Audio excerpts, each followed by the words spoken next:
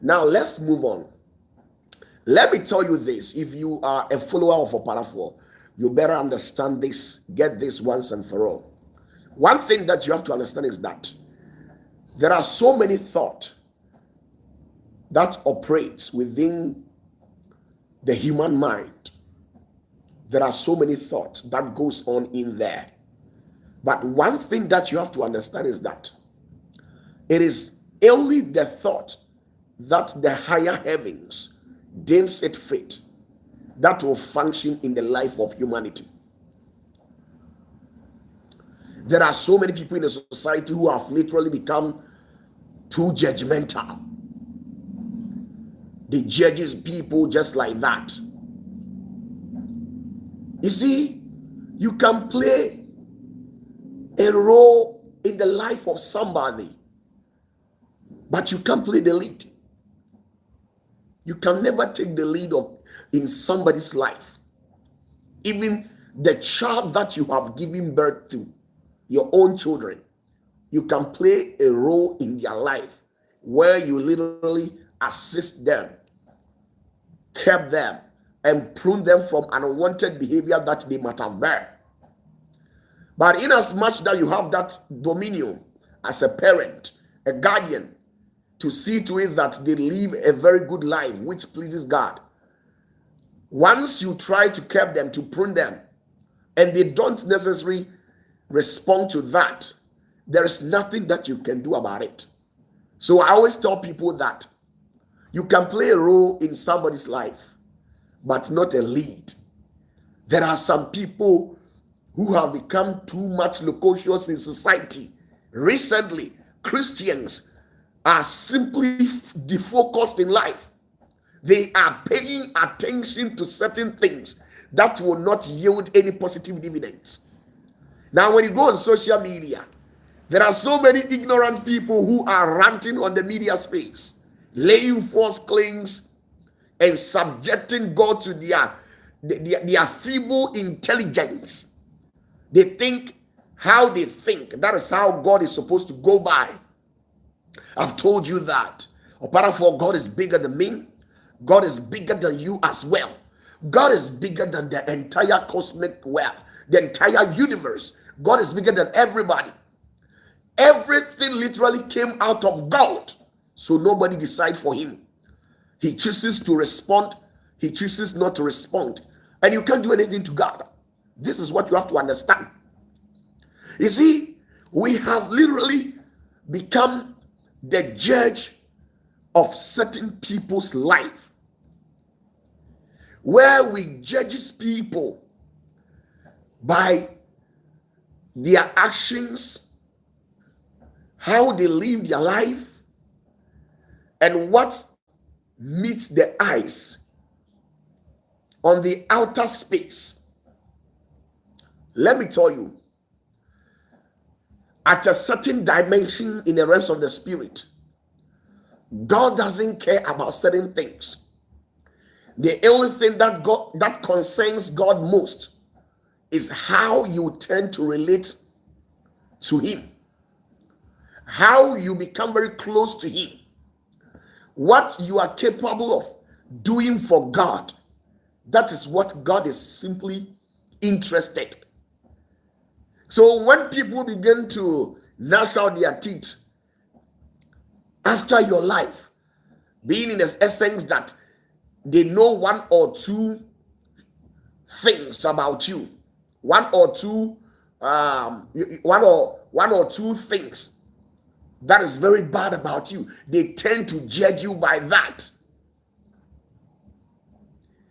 You see, at this particular moment, Christianity is losing a lot of people. The Christians are literally losing members. People are leaving the church. Have you sat yourself down and asked yourself questions why people don't necessarily go to church in these end times?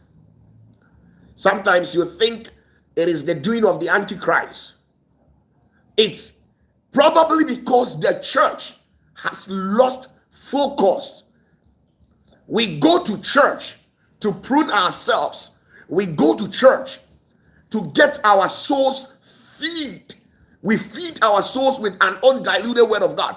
And by feeding our souls, this is where our souls become clean to the Holy Spirit. But what exactly has the church become in this end time? We are using the church to chastise. We are using the church to sabotage. We are using the church to backbite people. We are using the church to mitigate people's authority spiritually and physically. Why are we using the pulpit? To jeopardize people's essence in society. One or two mistakes that people will do, instead of us as being leaders to sit down and see to it that we correct people on the higher tables and then draw them back to God. No, this is not what we're doing. Even Jesus, being God himself, where God gave him his identity to function here on the earthly realm, he never did that. At a point, all those who went astray, the people as at that time, they never understood the ministry of Jesus. Why people were running to Jesus as at then. Those bishops, those Pharisees, they never understood the ministry life of Jesus. Why all and sundry from all walks of life, from the four physical quadrants, why these people were literally running to Jesus? It baffles their understanding. But they never sat down to realize certain things. That when those bishops and Pharisees were using the pulpit for a hypocritical and hypothetical and a mischievous gain, Jesus was using the pulpit to showing kindness, love. And because of that, the people couldn't resist Jesus. They kept on going closer to Jesus as well. When the people were using the pulpit to chastise people, to fighting and sabotaging people, Jesus was basically using the pulpit to uplifting broken hearts. Those who were down in spirit, Jesus was helping them so that they can rise back onto their feet. This was exactly what Jesus was doing. So the people as at that time couldn't get more of him. So they were always following Jesus. Imagine over 5,000 individuals following Jesus to preach the gospel. Imagine over 5,000. You see, at a point when you read the Bible clearly, you can see that it is reading the Bible that Jesus fed 5,000 women. They never included the men. So imagine if the Bible was to include the men as at that time, it means the number would have gone higher as what is actually recorded in the Bible. So basically, Jesus actually fed about 10 to 15,000 people on that particular day. And all these people, they left everything. They couldn't get more of Jesus. So they were actually following him to everywhere that he went. That was Jesus. Today, our charismatic, the Orthodox, the Pentecostals, and other churches, we have diverted the pulpit in a wrong pursuit. We are simply defocused. Sometimes, if you see things that people are debating over, things that are nowhere substantive, this is what the Christian who has been assigned to go out there and bring people to his kingdom, what they have devoted their time to, you'll be shocked. You see, we are here to rectify, to correct people, but we can't be the ultimate judge in people's life. Let me tell you, it's not about what you say about people that will make God to detest them. It is not about what you say about people that will make God to hate them. The destinies of certain people is not in your hands. So you must understand that you cannot use your tongue to tear their destinies apart. This is what you must understand. There are some people, the more you talk about them, the more God blesses them. In persons like Abraham, the more people spoke evilly against him, the more Abraham was being blessed beyond destruction. The protections of God became abundant in his life when all tongues, when all evil eyes were perched on him, when people had wished that God should have crushed Abraham to death because of one or two things that he actually did wrong in the society. People were expecting God to bring him down, but God never did that. You must understand, it's not what you know that defines somebody. You can't do anything to bring somebody that God has taken his time to prepare and uplifted to a higher dimensions in the realms of the spirit. Whatever that you say about those people becomes not a void. You can't literally bring those people down. You must understand that you can play a role in the life of people, but not the lead. Get this once and for all.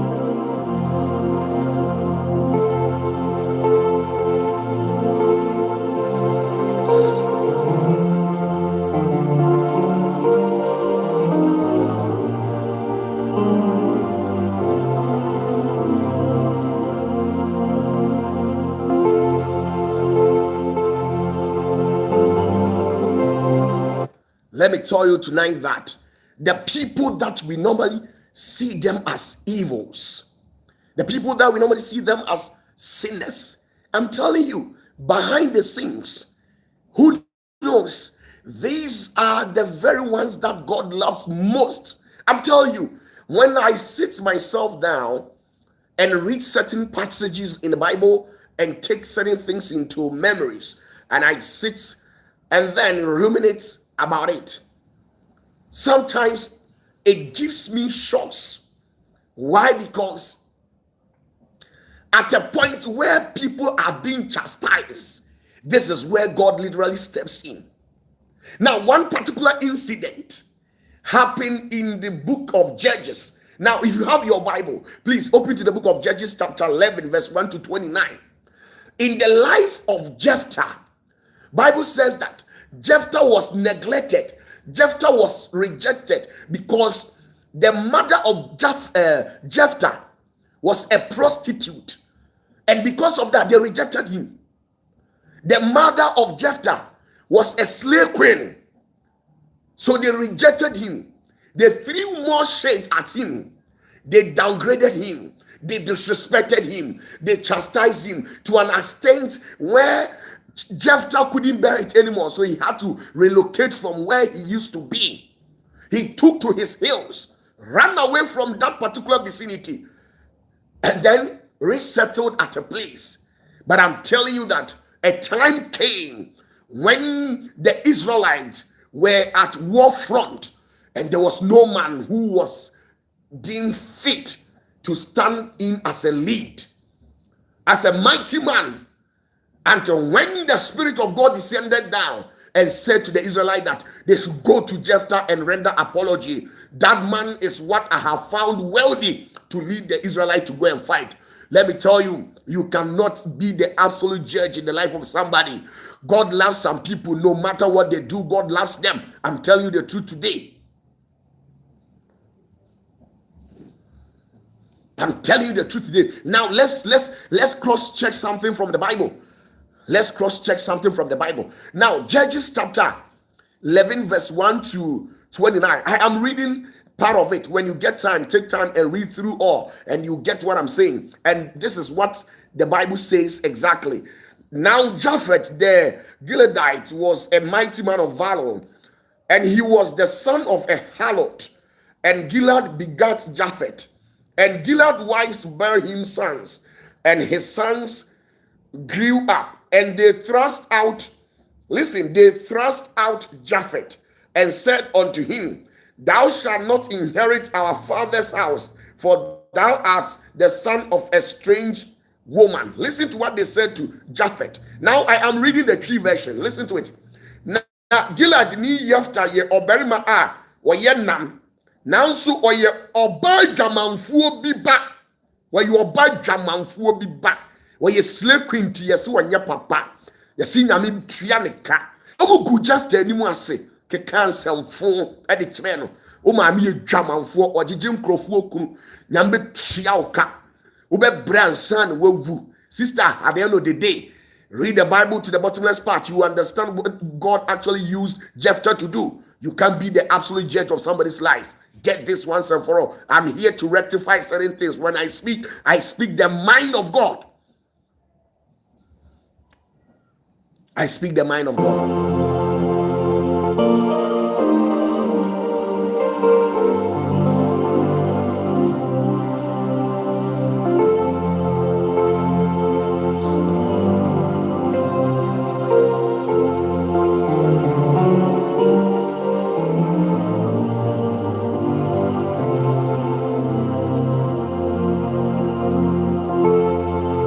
Now listen to it. The verse 2, please. I'm reading in the local dialect, Twi, to be precise. And it reads, Na Gilead yiri wo emma mary mama na oye no emma na ne manu nyinyini no wo pam Yefta na o ka kire no say urinya awunyade yen agya fie efiri say oban foforo bi ba ne wo o mo ka kire Jefta say ipa chaw Jefta wanyini.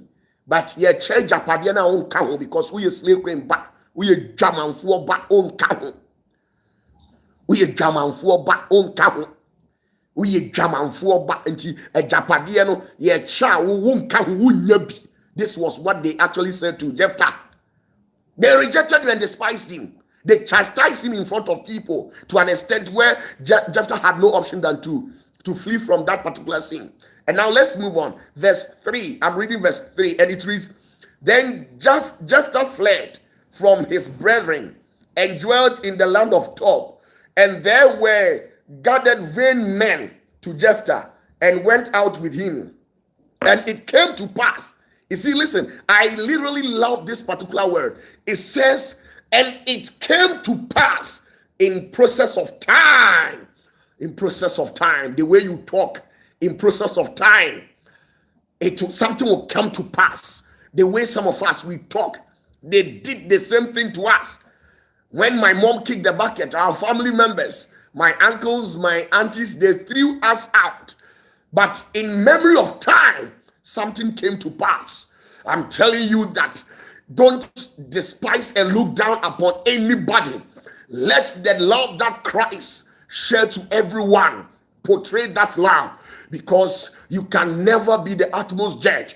You can never see the end of anybody. This is what I'm here to tell you tonight. Because there are some people who have made mistakes. Today, they are sorry for the mistake that they did in some decades ago. But time is not on their side. They have done it. And it's a complete error. They don't have that opportunity, that power, that merit to change things. Be very careful. Now let's move on with what actually happened. And this is what happened. And it came to pass in process of time that the children of Ammon made war against Israel. The children of Ammon made war against the children of Israel. Sometimes, I'm telling you, there are some people who maltreated me in life. There are some people who maltreated me in life. They insulted the hell out of me. Today, the spirit of poverty is making war with them. And how they wish they have had the opportunity to come to my presence and tell me, because they know this guy has an upper hand on money. Today, I can decide to change the destiny of some people. You can't predict the outcome of anything. You don't have that power. That power remains within the domain, the jurisdiction of the one who created heaven and earth. So you can't use the status, the identity, the situation surrounding a particular circumstance to judge some people. Life is not the way that we actually see. Life goes beyond what meet normal mortal eyes. In a space of time, you must understand certain things. Now let's move on. This is it. Now, and it was so that when the children of Ammon made war against Israel, the elders of Gilead went to fetch Jephthah out of the land of Tob. Listen, when it was literally time for them to share the properties, they said Jephthah originates from a harlot woman, so it doesn't befit him to also possess any property. But when it got to a time, when it got to a particular moment, when there was war, the leaders of Israel, they had no option than to go to Jephthah. They have to go and fetch him. You know, fetching something is not an easy thing. You struggle. You must go and fetch water. When you go to fetch water from the streams, how does it feel? You see the stress that you go through. So they had to literally go and fetch Jephthah. You see? Now let's move on. And they said unto Jephthah, come and be our captain, that we may fight with the children of Ammon. And Jephthah said unto the elders of Gilead, did not ye hate me? You hated me. Jephthah replied them, you hated me. You hated me. Why did you do that to me? Is it my fault for me to come from a harlot woman? Me pese obedjamanfo and a woman. Me pese slave queen and a woman ana. Me pese slave queen and a woman. Me die me nim hwe ne awo me abawiase na ade na mo tietie mo ye me ayade eye ma yakayaka de eyi me totwene firi nipa mam mo ma wiase ye me nwono obi wo ho a wo ne obi na te wo ne wo ma me nua bi na tena ye wo hye wani ye wa yakayaka de etitio enso na ne magu ho okrokro ne ma abrabo ne me pacho untimi decide o unnim de besi kina me mahunu wiase pen mahunu nioma bi pen me ne nkrofo bebratena omoma eyadefo. I'm telling you today, majority of them, they are broke and richer than them, far powerful than them. Why? You can't predict the outcome of anything. You can't. I'm telling you. Now Jephthah said, why did you hate me? You hated me for no reason. Because my mom was a prostitute. My mom was a harlot. My mom literally was a slave queen. Because of this, when you were sharing properties, you sidelined me, you rejected me, you told me in the face that I had no share in the property. Today, you see what you're going through. You have come to plead for my support, for my help. I thank God that the Spirit of God spoke to Jephthah. The Spirit of God spoke to Jephthah.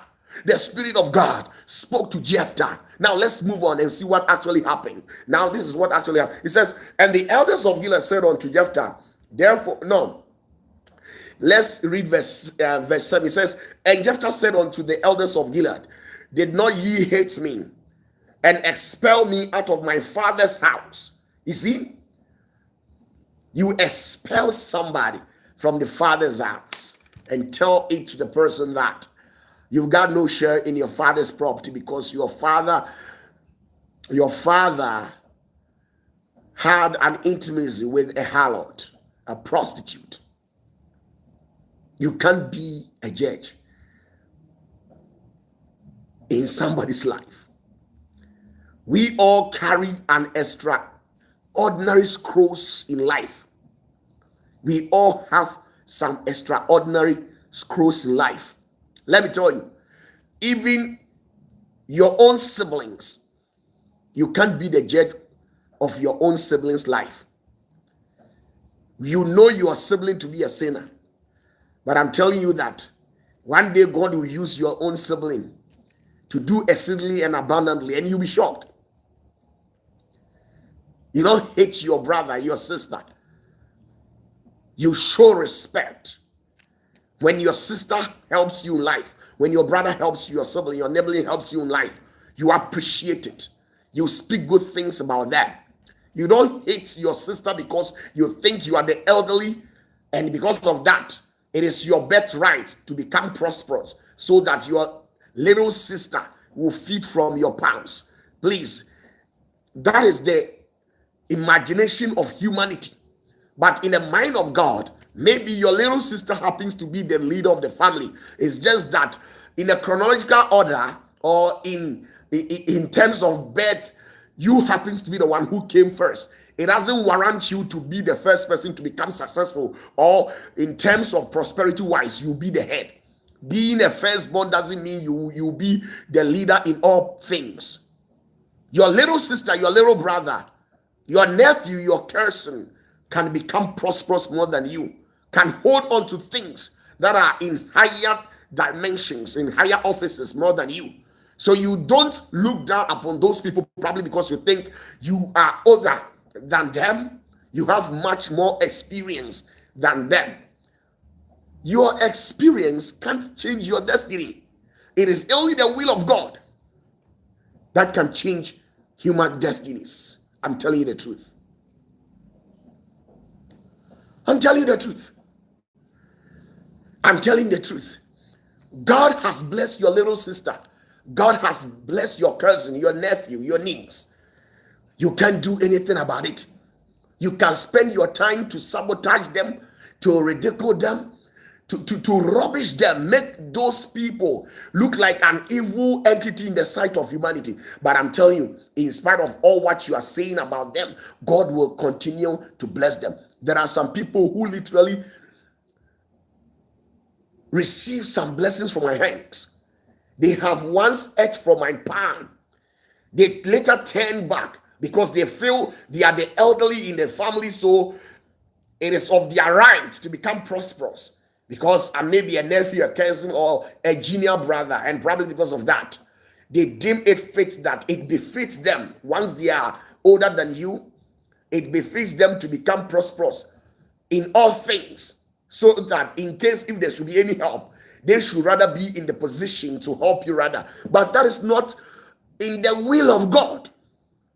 You becoming my uncle doesn't mean you prosper more than me. Becoming my uncle doesn't mean you prosper more than me. Becoming my father, becoming my mother doesn't mean you prosper more than me. Though I agree with you and give you that maximum respect, in the essence that you are the one who championed the cause of my coming here on earth. You are my mom, my father. But it doesn't give you that right, that merit, that you be prosperous more than me. Each and every one here on earth carries their destiny differently. And as a matter of fact, everybody's destiny was written in a different way, with a different patterns of code. You must understand. Jephthah, they said it to Jephthah that we am panaba omami dramanfo omami ogunkrofo kruso oya shashi onye papa. Hey, who are thou who sayeth and it coming to pass when God has not said anything? Are you the judge? Are you the one who created human? You don't have that right. These days I have sat down quietly and people have become so much of themselves, having the mindset that they are righteous than people. Who are you and who are thou? Who are you to criticize people? Who are you to look down upon people? You don't have that merit. You don't have that right. When God gives you the chance to see another day, you must give thanks to God. When you go to church, don't see people in the society as evils. You only see them as evils when you have one or two evidence. But you don't jump into conclusion and assume that those people who don't go to church are evils. That's not the reality of life. The life of Jephthah, they said to Jephthah that you are the son of a prostitute. According to Judges chapter 11, verse 1. I love that particular verse. Judges chapter 11, verse 1. I am reading it again. It says, now Jephthah the Gileadite was a mighty man of valor, and he was the son of an harlot. A Gilead begat him. Now listen, the tree version says, na Gilead ni Jephthah ye oberma a oye nam nanso obadwamanfuo bi ba obadwamanfuo bi ba obadwamanfuo bi ba obadwamanfuo bi ba obadwamanfuo bi ba de enti opatafuo obi aba me nkyɛn a me bie kwan ma no or no jot or no one sack.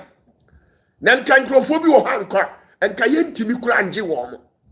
Now let me use this. I think he himself, he has said it countless occasions. Now, when you meet Mr. Osei, you ask him, Mr. Osei, I'm not saying anything to disgrace him or tarnish his art and reputation, but he himself, he has said it on countless occasions.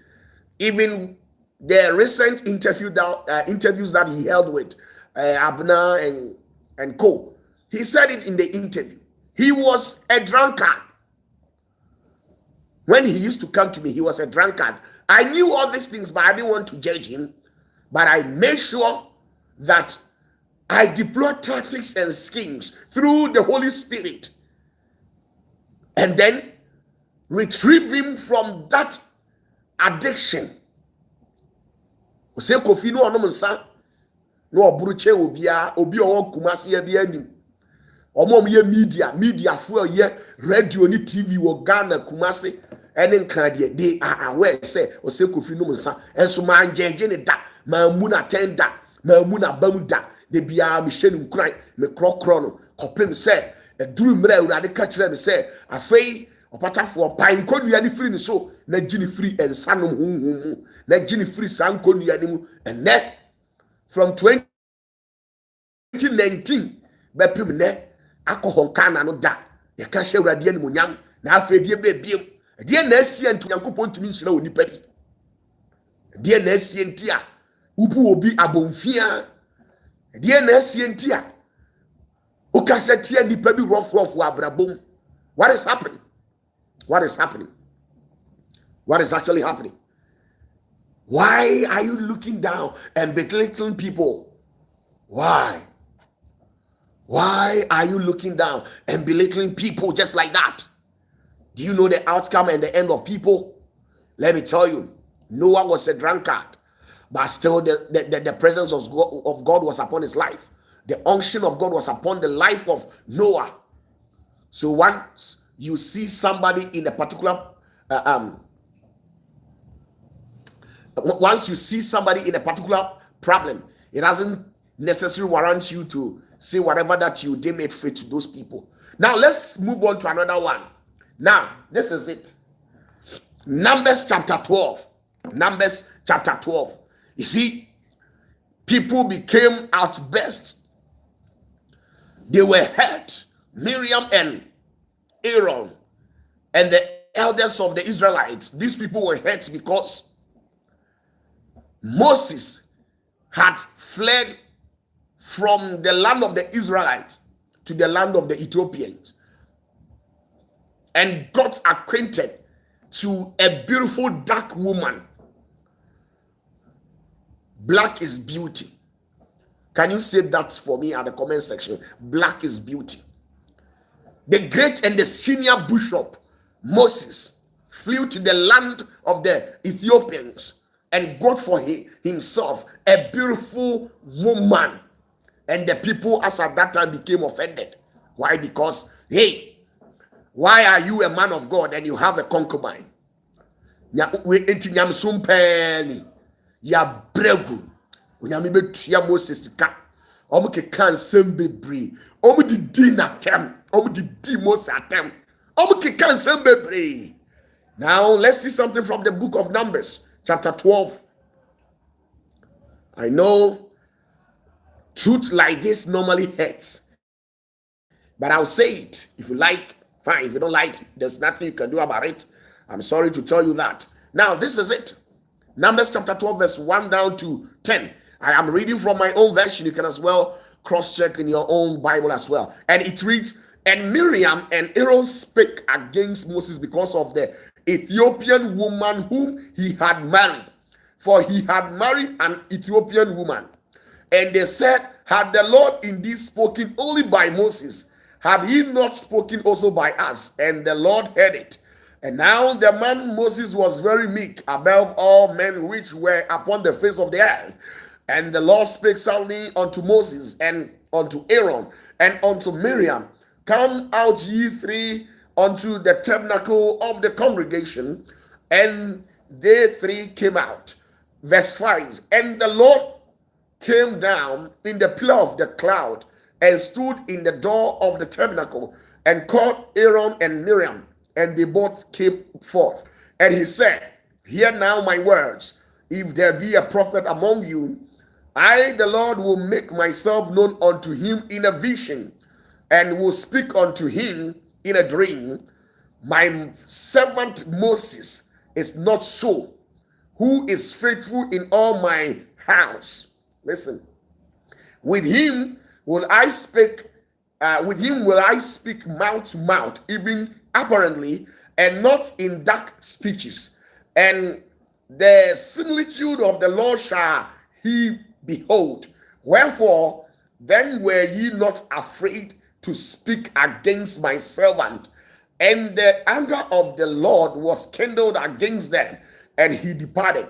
And the cloud departed from off the tabernacle, and behold, Miriam became leprous, white as snow. And Aaron looked upon Miriam, and behold, she was leprous. And Aaron said unto Moses, alas, my Lord, I beseech thee, lay not the sin upon us, wherein we have done foolishly, and wherein we have sinned. You see, once you decide to become the utmost judge of somebody's life, in the later on, you realize that you have acted foolishly. When you take to yourself to jeopardize people publicly, when you take to yourself to insult people, to disgrace them, to bring people's down, you go behind people and gossip about them. Secretly, when you meet them physically, you pretend as if nothing has happened. But behind closed doors, you lambast them, you chastise them, you bash them. But when you see them, you act under the umbrella of pretense.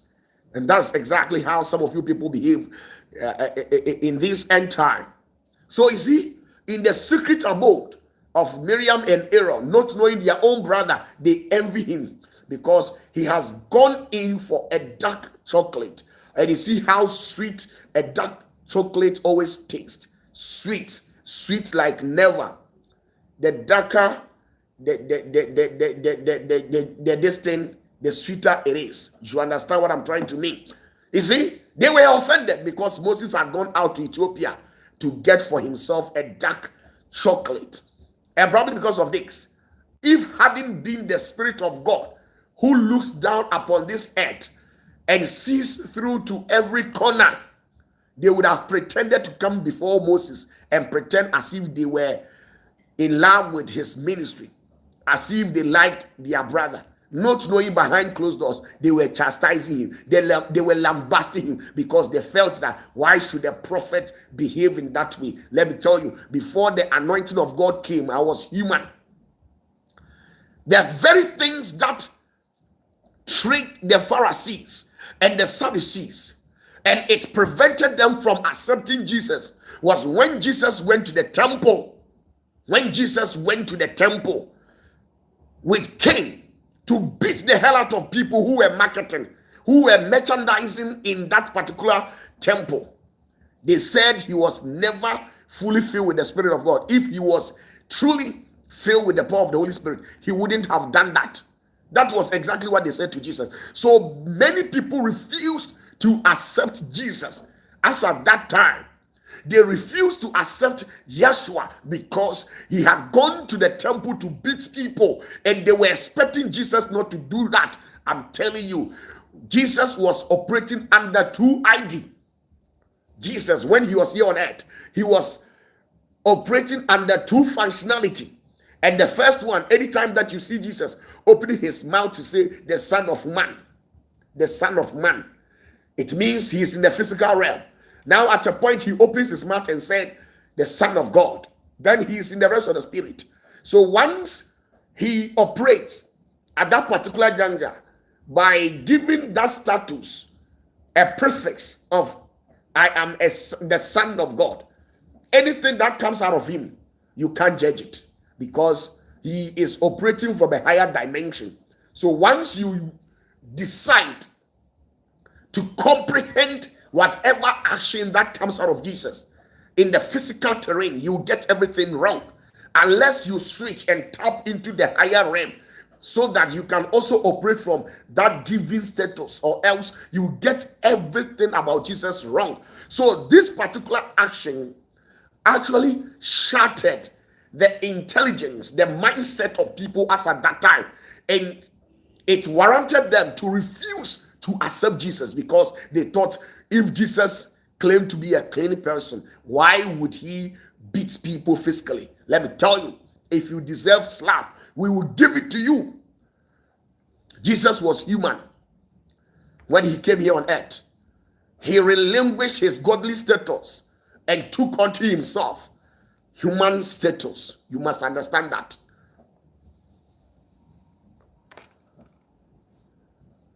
You must understand that. So you see, Miriam, they said Moses akofam pna ewo Ethiopia nti onye sofo papa ensena sofo mami legal wife no deep sofo papa edi no deep sofo papa edi o eduru mre bi no Moses dwane frifie o dwane frifie ekotena so down eduru mre bi. It is in the Bible. If you dare me, I'll quote quotation and support my claims. Eduru mre bi no Moses dwane frifie kotena so down. I didn't hear, because legal wife would din any omushe and what if you ho can ask my hey. Na say Moses a first mase na jawa konya black is beauty.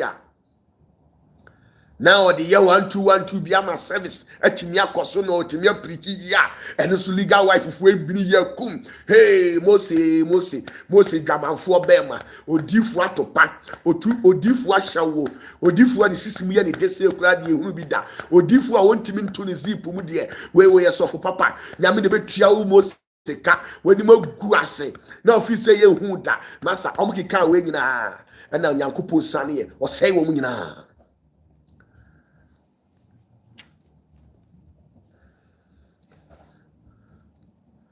Let me tell you,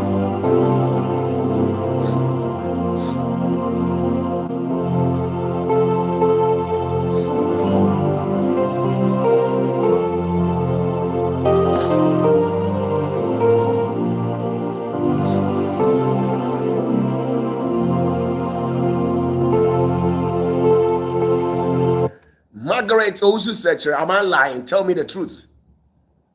Tell me the truth. A DNF say, and could you for OPATAFUOR, while we yere, Nanko Bay, oh, so for Mammy Crano, a double semi program pan, Sadano, and Cap, who are sort of crown, who both my program Cassia, so for Mammy Cran, Mahobi. Sana yeno, so for Mammy and Mahobi. A double say, would you for OPATAFUOR, and Kamaya, a sorry Cassiano, so for Mammy, oh, ma sorry you. O chairman will fear.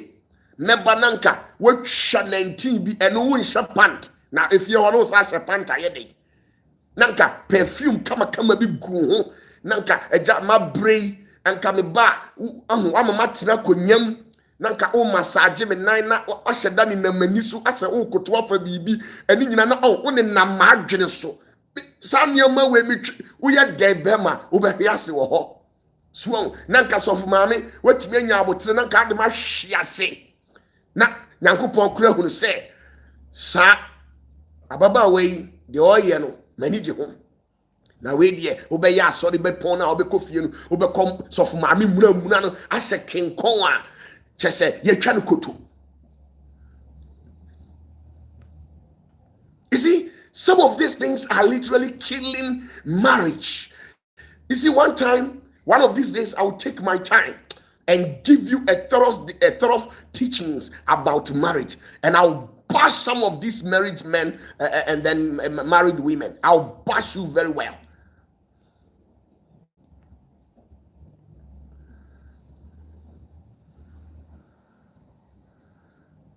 So what you say? Moses' wife never did any of these things. Every day fight. So Moses had to run to Ethiopia and get for himself a black woman, dark in complexion, very beautiful, nice woman. And the people, as at that time too, they were offended. They were offended. You see? Now let's move on. I'm here to tell you that you can play a role in the life of somebody, but you can never be the ultimate judge. Get this today.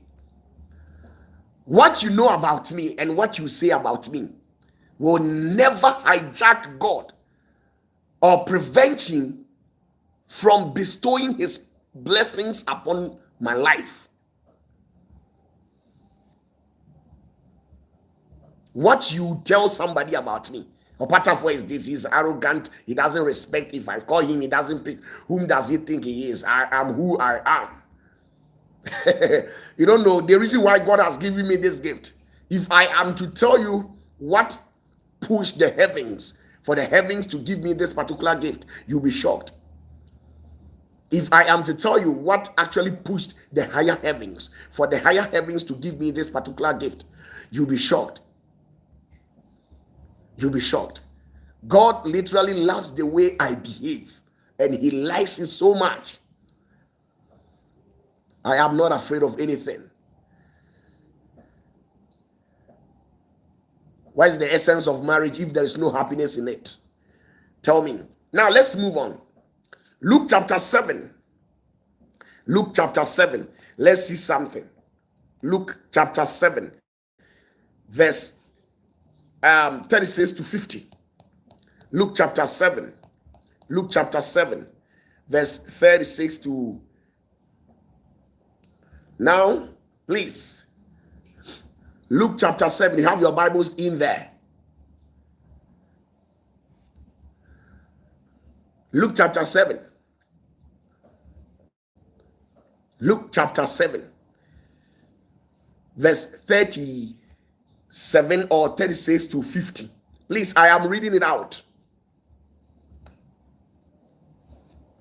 And behold, a woman in the city, which was a sinner, when she knew that Jesus sat at the meat in the Pharisee's house, brought an alabaster box of ointment and stood at his feet behind him weeping, and began to wash his feet with tears, and did wipe them with the hairs of her head, and kissed his feet, and anointed them with the ointment.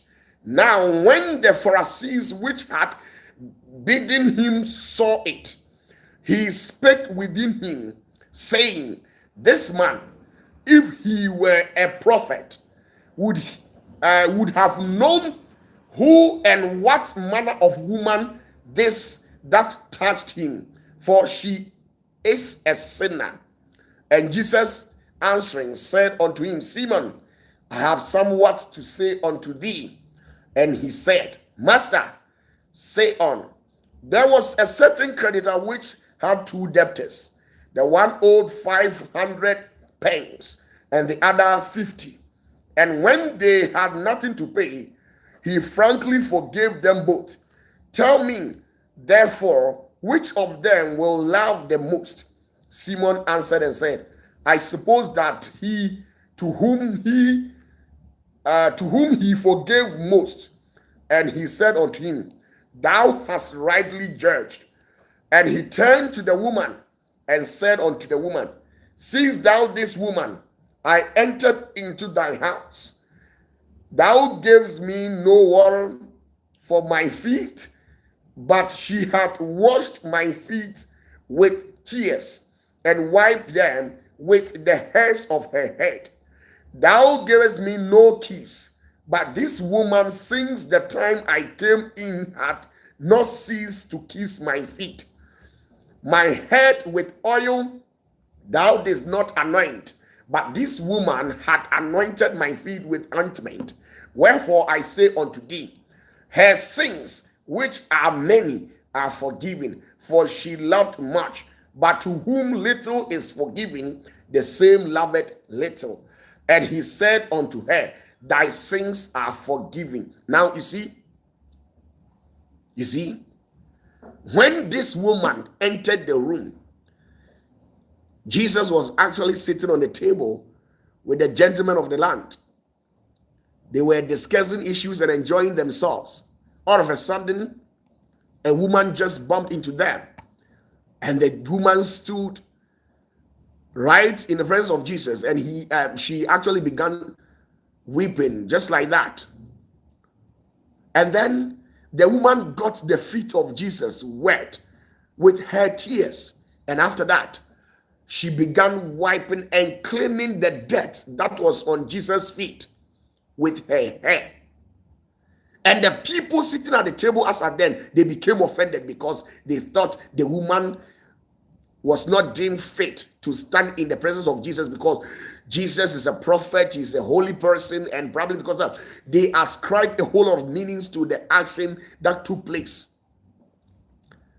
So Simon, who actually invited Jesus to his house, started judging Jesus and saying to Jesus that, if you are a prophet, can't you see this woman is a prostitute, a harlot, a slave queen? A slave queen. This woman is a slave queen. This woman is a slave queen. This woman is a slave queen. This woman is a slave queen. Can't you see Jesus? Why should you allow a slave queen to touch you? Yes, we accept the fact that slave queens are sinners, but we are not the ultimate judges of their life. They also have one or two things that they have been doing secretly for God, and God loves them. So in as much that their official work as being a slave queen is no good, they have one thing that they have been doing. I'm not talking about slave queens who goes to a fetish priest or a priestess to receive charms and use them to charm people's husbands and men. With that, it is an evil act and it must be condemned. You don't go to a Zangoma, a witch doctor, to receive a charm to charm somebody's husband. When you do that, even God himself will not tolerate it. God will punish that particular act. But I'm talking in respect of women who had nothing to write home about. Women who are very weak in the system. Women that has nothing unless they engage themselves in that particular act before they can feed themselves. These are the sort of women that I'm talking about. I'm not talking or supporting women who goes to juju to take juju to claim what is not theirs. That is not what I'm talking about. So right from the ancient time, this profession did existed. You see? But Jesus never condemned this particular woman. The people surrounding the table, as at that time, they condemned the woman, the action of the woman, to an extent where they were expecting Jesus to chastise her. But Jesus never did that. One thing that I'm telling you is that you can never be the ultimate judge of somebody's life. One way or the other, there are some people behind closed doors. They are doing tremendous things for God, and you never know. You never know. Do you know what I do? Why God has sustained me till date? If I am to tell you what I do secretly for God, you'll be shocked. Do you know why God has given me this particular gift?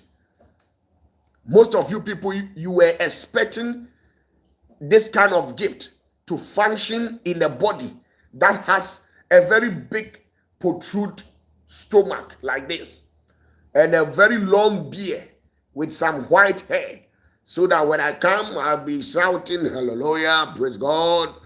And by behaving in this manner of life, you see that indeed, this man is a man from God.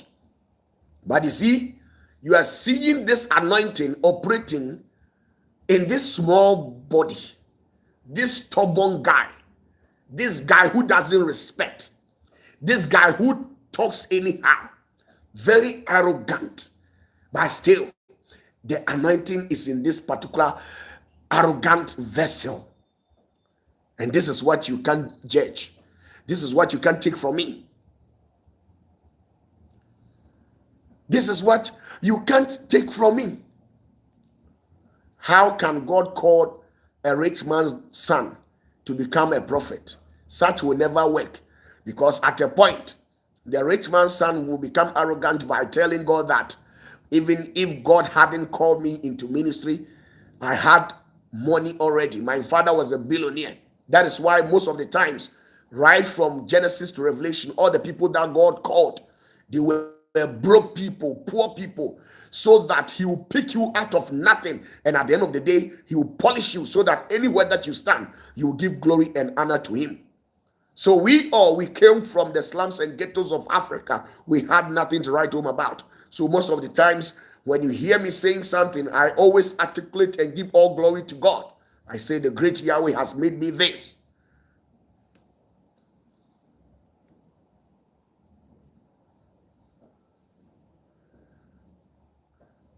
You can't, you see, you can say anything that you want about OPATAFUOR. Well, it's your own cup of tea. You can as well. And I will not come and tell you I'm righteous, but God loves me the way I am. No, God loves me. All the crimes that I've committed, still, God has still overlooked it and permitted me to function once again. At the sound of my voice, demons tremble, and all these things happen because the Holy Spirit is in me. And God loves me. For whatever reason, He loves me so much. You can never be the ultimate judge of my life. Go and say whatever that you want. God will still progress and then prosper my ways. You must get that. Now let's move on to another beautiful thing. Now, John chapter 8, another slave queen incident also happened in the Bible. John chapter 8, please, with all due respect, you can also open to that particular chapter for me. John chapter 8, verse 3 to 11. John chapter 8, verse 3 to 11. Another sweet incident also happened. And it reads, please, you can also cross-check it in your Bible as well. And it reads, and the scribes and Pharisees brought unto him a woman taken in adultery. And when they had set her in the midst, they say unto him, Master, this woman was taken in adultery, in the very act. Now Moses in the law commanded us that such should be stoned. But what sayest thou? This they said, tempting him, that they might have to accuse him. But Jesus stooped down, and with his finger wrote on the ground, as though he heard them not. So when they continued asking him, he lifted up himself and said unto them, he that is without sin among you, let him first cast a stone at her. And again he stooped down and wrote on the ground. And they which heard it, being convicted by their own conscience, went out one by one, beginning at the eldest, even unto the last. And Jesus was left alone, and the woman standing in the midst. When Jesus had lifted up himself and saw none but the woman, he said unto her, Woman, where are thou? Where are those thy accusers? Had no man condemned thee? She said, No man, Lord. And Jesus said unto her, Neither do I condemn thee. Go and sin no more. When the slave queen was caught in the act, you see, there are some people in the society, they are hypocrite. And the hypocrisy of these people, their nature, will take them to hell. One way or the other, we are all sinners. But you see, they caught this man, this woman in an act, and they decided to leave the man and arrest only the woman. Even the woman was begging that, please, let me wear my panties so that you take me to anywhere you want to take me. They insisted no.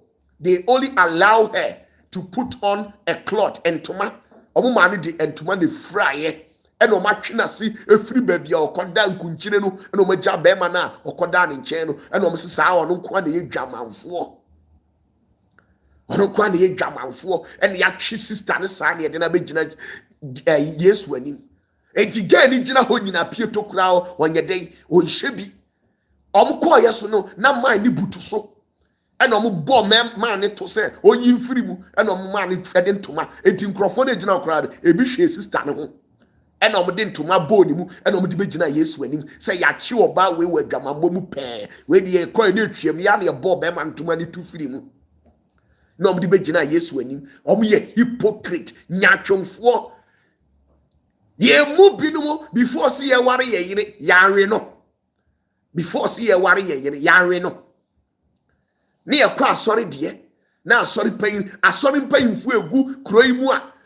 eldersfoɔ ne dickens ne dickness a ɔmo mpena mmiɛnsa ne nnan ɛso ɔmo aka ɔmo no atum awarefoɔ a mmarima ɛwɔ mpena ɛne adeade ɛso mo aka ɔmo no atum ɛso baakofoɔ asɛm ba na mo atwetwe mo ano ne mo moma tenten sɛtete abion bars na but you all are sinners mo nyinaa mo wɔ mpena na wo mpena ntimi ntua na obi mpena tua ma na ɛno ahoyɛ abɛ ne wom ɔn sɛ mo nyinaa mo wɔ fie na mo yɛ mmaa na mo nyinaa mo wɔ mpena na baako mpena etimi tua ma ne yie a na ɛso abusua no so ɔbo sɛ baako no na o jealousy o de yare na bɛnya wo na de ebiem na nsense yare aba na o de oso boy no ɔwe wo no yare nya wo nyatwom na yɛ bibifoɔ nyatwom asɛm no kora nda hɔ so wɔnka da. The elders in the church, they literally have concubines. I'm telling you, the charismatics, Orthodox and stuff, they all have concubines. Even those people who are broke in the church, they have concubines. Some of the people, they can't provide for their girlfriends and fiancés, but they still go ahead and then relate with them. They are broke. How much more a rich man that has money, who can take care of billions and thousands, then you tend to condemn those people. Somebody's sin is fornication, but your own is alcohol. Your own is hypocrisy, jealousy. Jealousy is killing you. Jealousy is killing you, sister. Jealousy ne kum bra. Ahoya ne kum. Enti wonko bibia anya ofe. Obi ni tiri kurase. The way I see unity. Nanka the way I see a tinanim. Amane mama appear dodo. Me na me dem ho na me dem mama. Okay, na me koy na me si me isakora so That day, this mindset is actually killing us. Babylons. We are all Babylons. Pretenders. Babylons. We always want to seek the downfall of people. Do you think what you are thinking about people, that's how God is thinking about, right? Let me tell you. 1 as a number or a numerical statement came before 2. 2 came before 3. 3 came before 4. So before somebody entered into a relationship, something happened. Go and look for what that particular thing that happened, and it led to that particular act before you judge people and condemn them. You are self-pious and over-righteous, Holy Gholistic Mama Jesus. Holy Gholistic and Mama Jesus. Snakes in the church. Snakes on pulpit. Snakes attacking people anyhow. Babylons. Let me tell you, a slave queen saved the life of God's prophet. It's in the Bible. A slave queen. Do you know why I have based my argument on slave queen? In the mindset of certain Ghanaians, probably because of where they are coming from. When you go to Church of Pentecost, Assemblies of God, CAC, Church of Christ, and all the churches, my church as Zenith of Heavens is part of it. The only sin that these churches recognize is fornication and adultery. But you see a deaconess, a presiding elder, who is jealous, whose position demands an instant halting. But no. Obi tia sorry them or ye ni brefo as why elder. Waki kankrofo ho nsem e mako panyino waki kankrofo ho nsem wasori wo sa mako panyini o se ke pam no free position no na sunam se wanyini no obi ampe no enti oba ababa wa wasi so a ono ne ho etwetwena na kono no ofa taste ba ko bia hey na mako panyini de ne twom na so wo mako panyini enkonkonsa na ekum. And so yen sorry ni mu no de ye recognize ye dwamamon ko a na so be kire say boni bia ye boni Babylons na mugugu aso dem o boni bia ye boni Babylons elder ye Babylon so for pay ye Babylon so for ketwa ye Babylon all Babylons they are Babylons counterproductives always this and that. Sabotage everywhere. You have your shortcoming. And yes, we judge your OPATAFUOR. Me adi bukit suwe bi na mimu me boa. Just me boate. Nya adi bukit suwe bi na mimu. Kit suwe bi na mimu. Nya se mimu adi be bro. Kit suwe bi. Hey, you are offended. Hey, asamba da bi. Adibu kitswe bi na mibu ese mibu kesi o kitswe bi esukra you have issues with it. OPATAFUOR kitswe bi na so sa wo ge okay majia tu adibu kitswe bi kiti first na na school no yes kiti man pole kitswe bi na mimu eso o jeje me. Okay, now so say wo girl, say wo boy. O swear, o bo me kwadu, misme bo kwadu. Okay, let's move on. You see, we must change our ways. We are Babylons. Joshua chapter 3. Joshua chapter 2. Please, let's see something from the Bible with all due respect. With all due respect. Very soon I'll be bringing my sermons to an end, okay? Now, Joshua chapter 2 verse 4 to 6. Let's see something. Joshua chapter 2 verse 4 to 6. Now listen. Joshua chapter 2 verse 4 to 6. Now I read. And the woman took the two men and hid them and said, thus, there came men unto me, but I wist not when they were.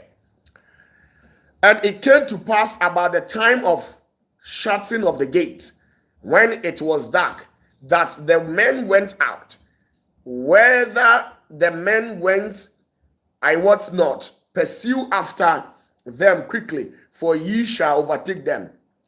But she had brought them up to the roof of the house, and hit them with the stalks of flax, which she had laid in order upon the roof.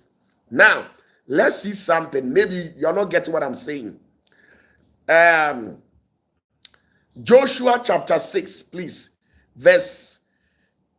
Joshua 6:25.